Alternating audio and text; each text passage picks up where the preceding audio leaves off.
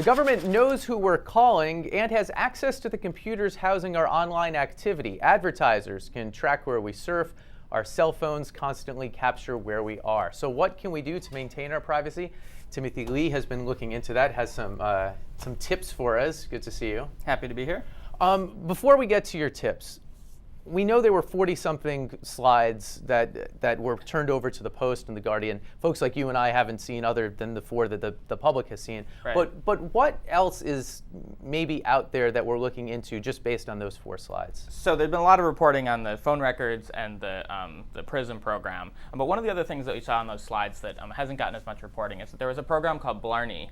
And there's not a lot of detail on those slides, but it's a pretty good bet that what that's referring to is a program where the NSA has access to the fiber optic cables that go into and out of a lot of telecommunications facilities. So in 2006, the Electronic Frontier Foundation published a declaration from a guy who's an employee of AT&T, and he saw a secret room in the AT&T facility that had fiber optic cables from AT&T's network going into that room. And we don't know exactly what was happening in there, but it's a good bet they were taking copies of the data as it flowed through that over its network.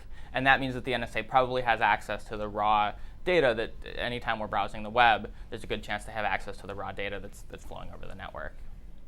Okay, you made this list, ways to stop the NSA from spying on you if we're paranoid or have a secret or whatever. You have a few of them, so walk us through them. The first one is a way that we can browse anonymously. Yeah, so this is a technology called Tor, and the way it works is there's a bunch of computers all over the internet who participate in this network. And when you want to browse the internet, your computer automatically selects a few of those at random and bounces your traffic through them in a way that makes it impossible for any one node or anybody from the outside to tell that you're the one who sent out that traffic. And so this allows, if you want to, say, visit a website, but you don't want the website or the government to know that it's you that's visiting, it allows you to do that. Often it'll come from somewhere on the other side of the world, so maybe the website thinks you're coming from Sweden or whatever.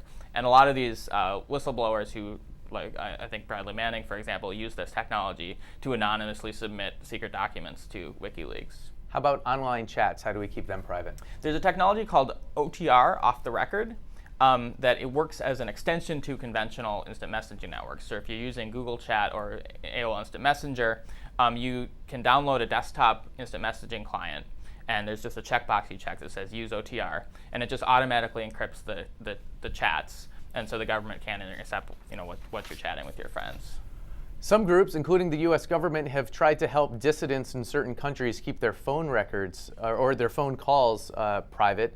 And now we have the chance to, I guess, hide these from our own government. Absolutely. This is one of the maybe ironic or maybe beneficial things. So the State Department has a program where they fund anti-censorship and anti-surveillance technologies, mostly with the intention of helping dissidents in China or Iran. But in order to make those technologies trustworthy, they have to actually make them secure against anybody, because obviously if they had a backdoor for the U.S. government, dissidents aren't going to use it.